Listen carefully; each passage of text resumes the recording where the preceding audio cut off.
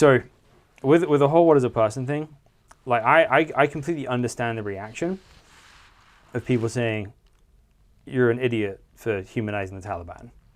You are not an idiot for humanizing the Taliban. No. What they're missing is what a person actually is. So I would argue that this misunderstanding, why people keep getting surprised by this stuff, is this self-delusional idea that everyone's basically good. And when you see someone who's doing something as evil as the Taliban, then there must be something uniquely wrong with them that's not wrong with everyone else. They must be demons, must be animals. They can't be people, but they are people, and each and every one of us is capable of that type of evil. And there are often reasons that lead people into committing evil that is not necessarily in their control. Sure. I want to take the last part back from it, because I think many situations can be under control one way or another. But whenever I think about the Taliban and more people joining the Taliban, I often just like go back to the question of why. And yeah. So give me an example of one of these situations. Let's paint the most empathetic possible picture of why a young man in Afghanistan would want to join the Taliban. That is a lot of pressure. I don't think I can give an example of I'll the help most you. empathetic. I'll help you. I'll help you. Yeah, no, I'll be the bad guy here. Okay, I think that's a good. That's practical. But no, I often talk to a lot of people because I've been working with media for a long time, and I talk to Afghan soldiers who are fighting the Taliban. I talk to people from the special forces, and I think one of the last conversations I had during the last government was that in one of the northern provinces in the country, there are these kids who are just trying to survive and support their families, and economy is a mess in the country. And they are often offered to join the Taliban in exchange for $80 per month. And they don't have that money, and it is the only way in which they can, maybe not the only way, but in their minds, one of the few ways in which they can support their families. And they often end up going and joining the Taliban, and they're dead before they get their first salaries. That's one of the scenarios. There are so many reasons that people would join the Taliban. Traditional reasons, revenge, a big one that people go to the Taliban for. A lot of the damage that have been caused to their families because of the war that has been going on between the Taliban and the Afghan government and its allies the past 20 years. So I feel like there is a myriad of reasons as to why people would join the Taliban, but it's important to look into those reasons before completely, I don't know, dehumanizing them again. Sure. Well, let me take this a step further for you. So, like, imagine a boy named Marty living in Kandahar, or a village outside Kandahar. The one thing he's been used to as an Afghan is change. One non-profit comes, they go. The U.S. military comes, they leave. Right? The Afghan government comes, they leave. And he'll occasionally hear gunfire, he'll occasionally see helicopters. Yeah, and one day, his dad died when he was young, but his uncle is killed when the U.S. government is shooting at a Taliban position and blows up his uncle's car body shop somewhere. And he's loved his uncle, and it's the closest thing he had to a father. So he has that personal loss. And then he looks at the current Afghan government, the previous Afghan government. Sad. Yeah. And what he sees is a government that isn't doing enough to fight the corruption in the country. And you see a West that hasn't really made life any better for him specifically, as far as he can tell. So this constant changing of the guard is like a normal thing. Foreigners telling Afghans what to do is frustrating for him. And he looks at the West and he's like, this is kind of crazy. He watches, maybe he'll see kind of images from San Francisco or Seattle and look at America in 2020 and see the George Floyd riots, and he'll be like, why are these people who can't control their own country, which they claim to understand, why are they trying to control our country, which they don't understand? And he's grown up Muslim, doesn't read Arabic himself, doesn't read the source materials directly, and suddenly the Taliban come through.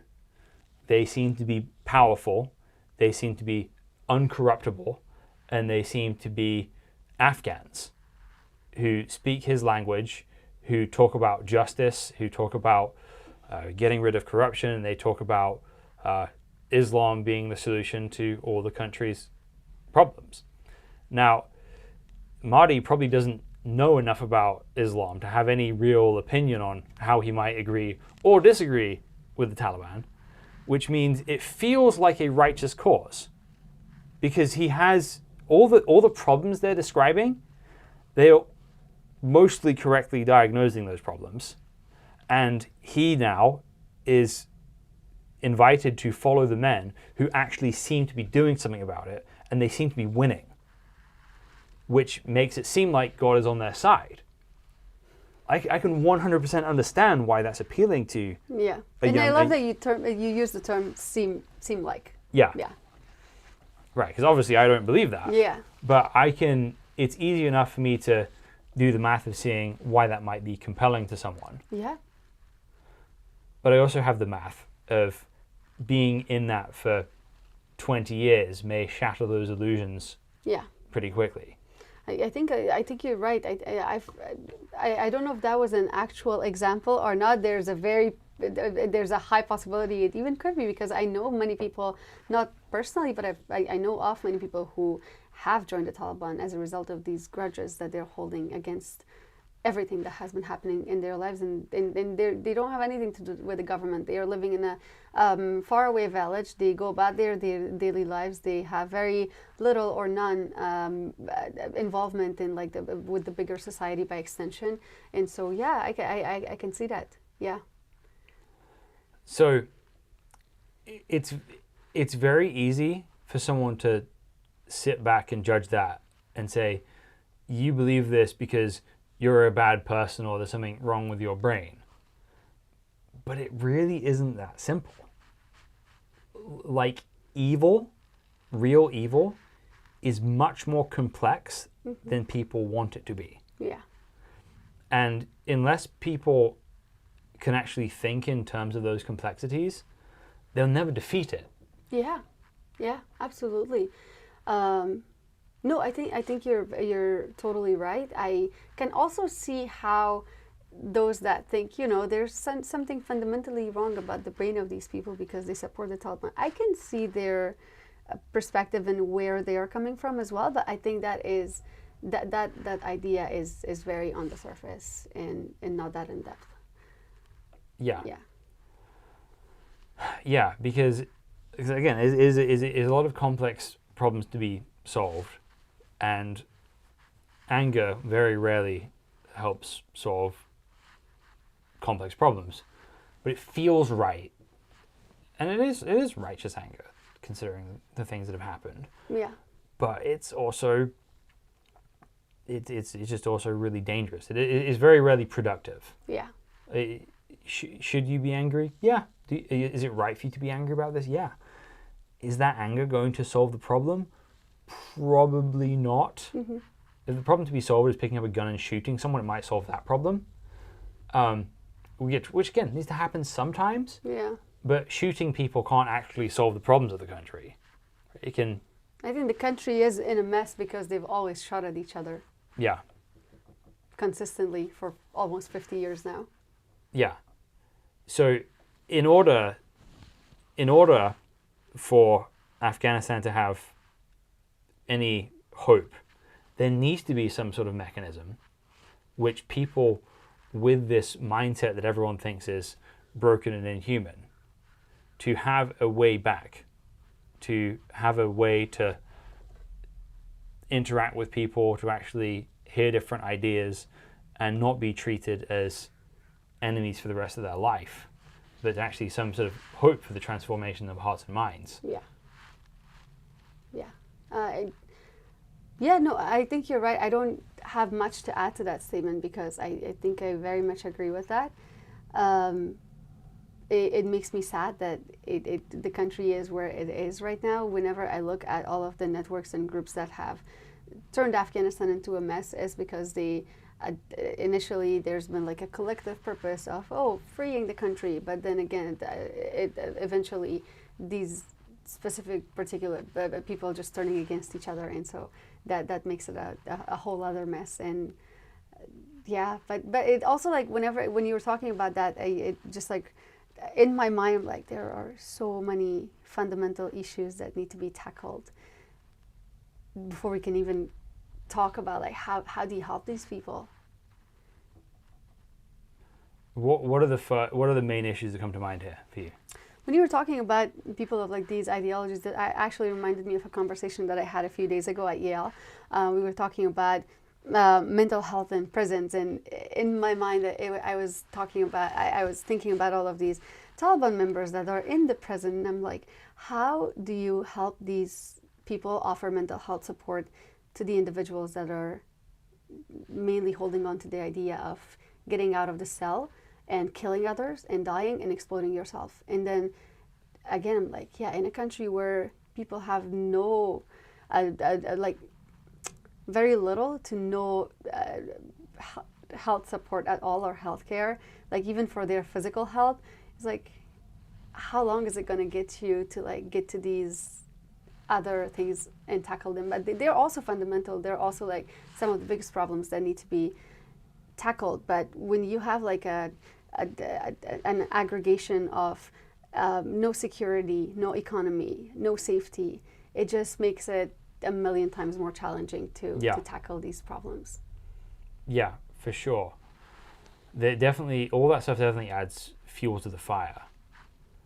I mean, the suicide bomber ideology is very interesting because it very much lends itself to very desperate men. Like, I don't know, you may have been too young to follow this, but there were a sort of a string of suicide attacks in Europe around 2000 and between 2013 and 2016. It's really when the whole ISIS thing was going on. Yeah. And the profiles of these suicide bombers were usually guys who had been very, very, very loosely Muslim. And they kind of had this, like, one of the guys, like, I think the guy that did the attack in Nice in France, killed 60 people, but he was the owner of a bar. And I think he got to this point in his life where he just had this existential midlife crisis and feels like, oh gosh, I've not been a good Muslim. I have not done enough. I am enabling people's evil through my career. What do I do? And so that moment, you're desperate for things. And if you're Sunni and read Sahih al-Bukhari and Sahih Muslim, the way you get to heaven or hell is very complex and nuanced, except in one way, which is those who die as a martyr, as a shaheed. Right, that's right. Yeah, that's the right word. They go immediately to paradise. That's in the source materials. But then, so from there, all you need is some opportunistic jihadi cell leader to kind of make contact with these kind of guys and say, yeah, I have a legitimate jihad that you can participate in, and if you die for our cause, you will go straight to paradise. Right, so that I mean, yeah, there are different ways to look at that story.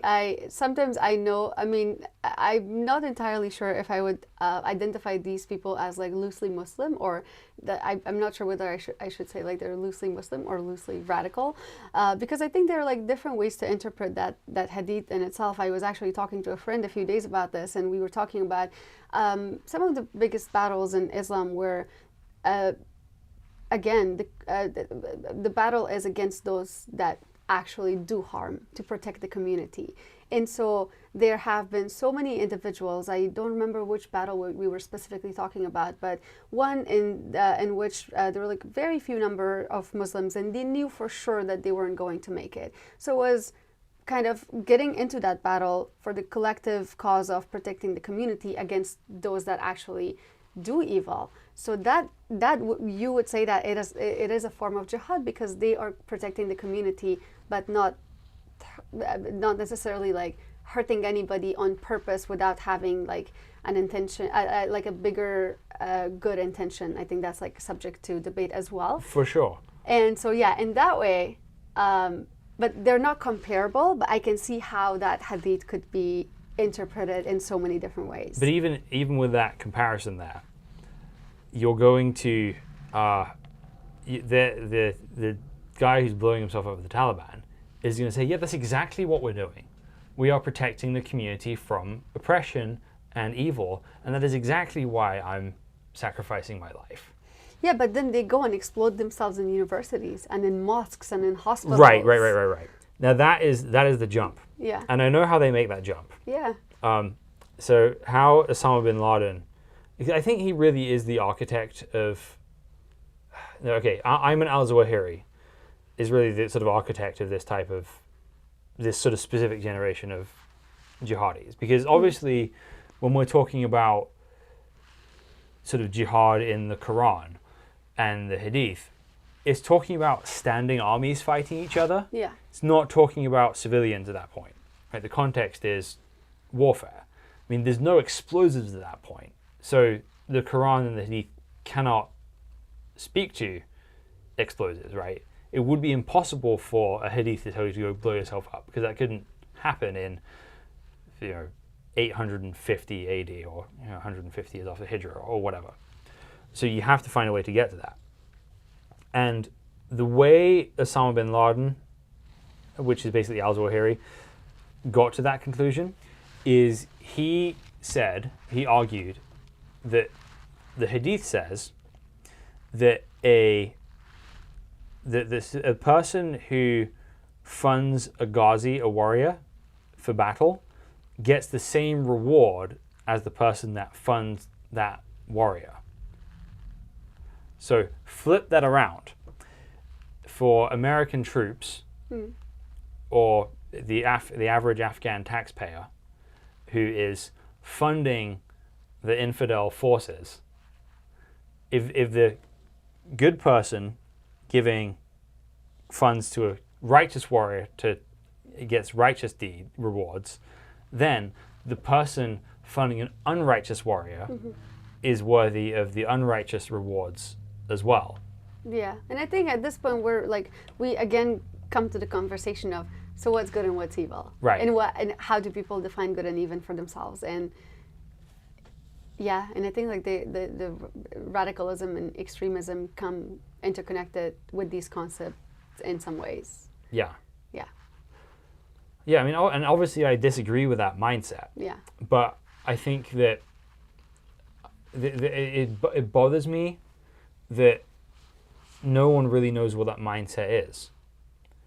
Like, and especially in America, because we went through 9/11 here, and that's been a big civilizational thing. But Osama bin Laden published a manifesto about why he did what he did. Yeah.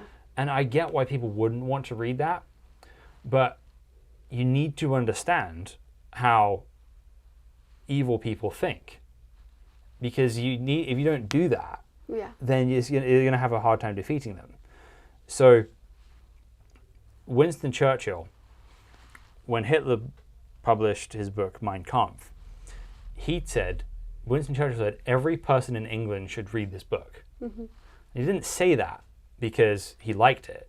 He said that because he considered it evil, and he thought this is going to be the ideological and military battle that our people are fighting. And if we don't fight this, then if we don't understand this, we're not going to be able to fight it properly. Yeah. No, I agree. Osama bin Laden is a character that scares me a lot. I've read about him quite a bit. I've seen documentaries about him. There are a lot of them, but it's very dark. It's very intense.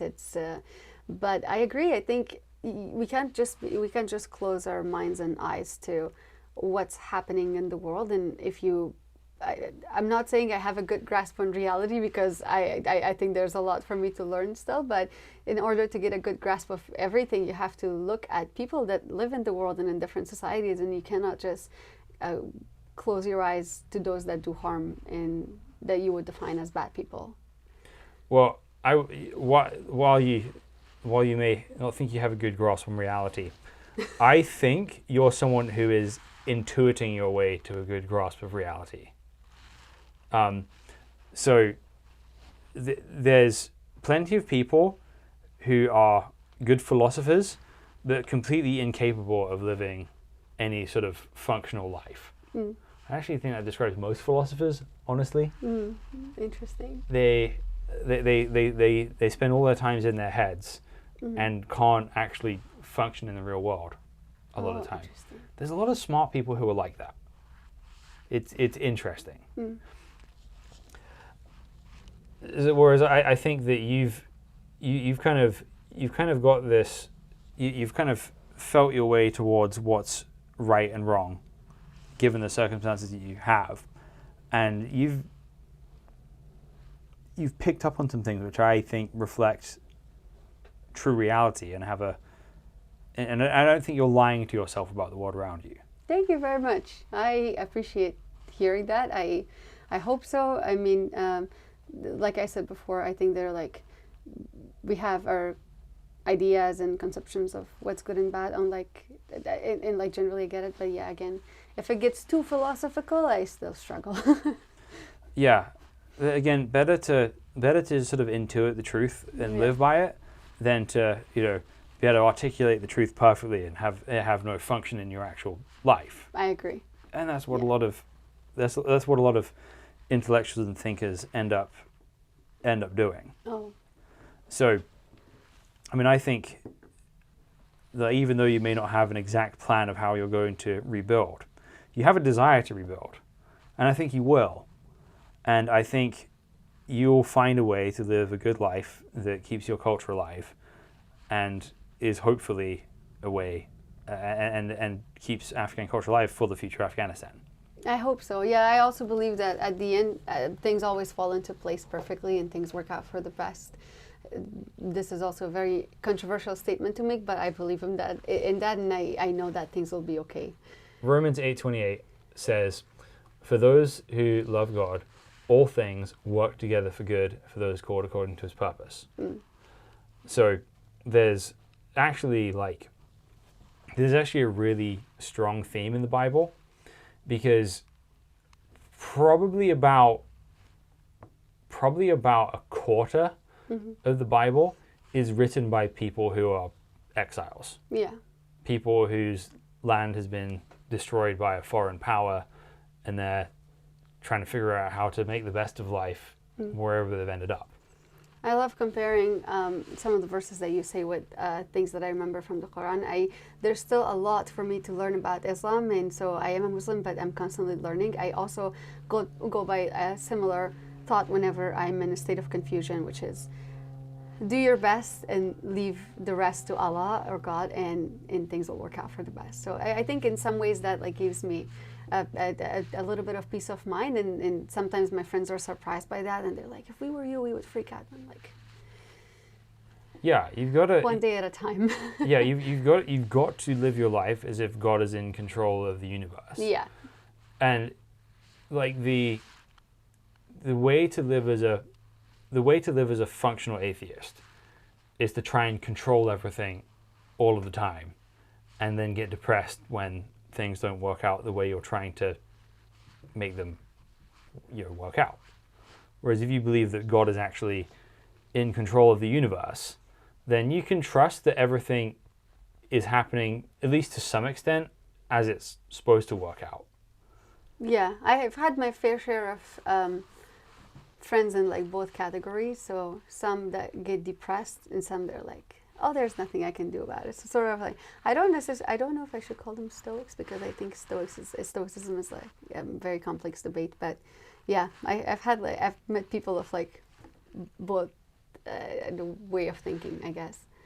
I mean, neither is entirely true, because there are absolutely things you can do about it, but it may not be the things that feel like these are the things that need to be done. So the way Jesus describes the kingdom of God growing in the world, contrasting the kingdom of God with the kingdoms of men. The Bible talks about human empires. They rise, they look very powerful, and then they're gone. They seem all powerful and unstoppable, but then they're gone. A reality that Afghans know very well. But yeah, Islam talks about that too. Yeah. But God's work in the world happens piece by piece. He talks about it like leaven or yeast in a loaf of bread. It's happening very slowly, but affects everything. But if you're looking at it, you don't see it. So as you live your life outside of Afghanistan for the next however long, maybe forever, maybe you never get to go back. But as you keep, maybe you do, but as you keep your culture alive, as you live a life that's worth living, and you invite other people into the journey with you, that has a massive effect on the world over time. So all the Afghans now that are just trying to survive, are just trying to build a good life for their kids, by doing that, they are working towards the future of Afghan culture in the world. But it's not going to feel that way. Yeah. It's going to feel like working late. It's going to feel like talking to your kids even when you're tired. It might feel like not letting your kids be on their phone all the time and like doing that. It may feel like filling out paperwork. It might feel like going and trying to learn a new language. But they are working towards the future by doing that.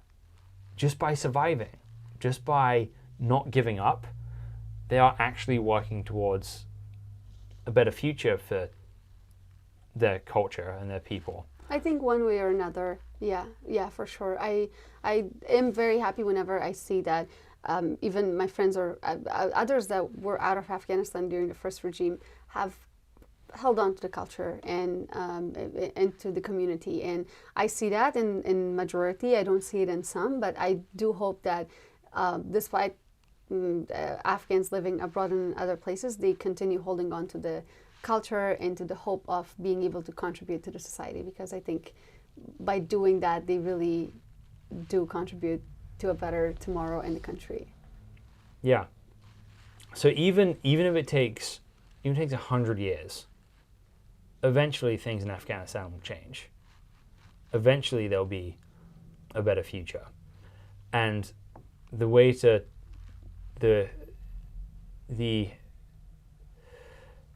there's a phrase, I don't know where this quote comes from. It's definitely not a Bible quote, but I like it. It's the best revenge is living well. And that's really what everyone needs to do.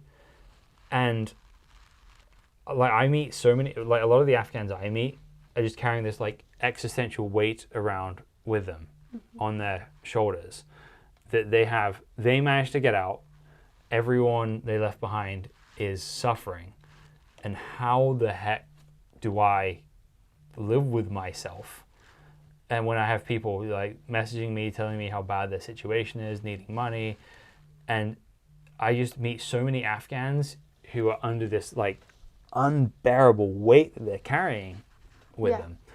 And the best thing they can do for everyone is actually live a life worth living here and make the most of it.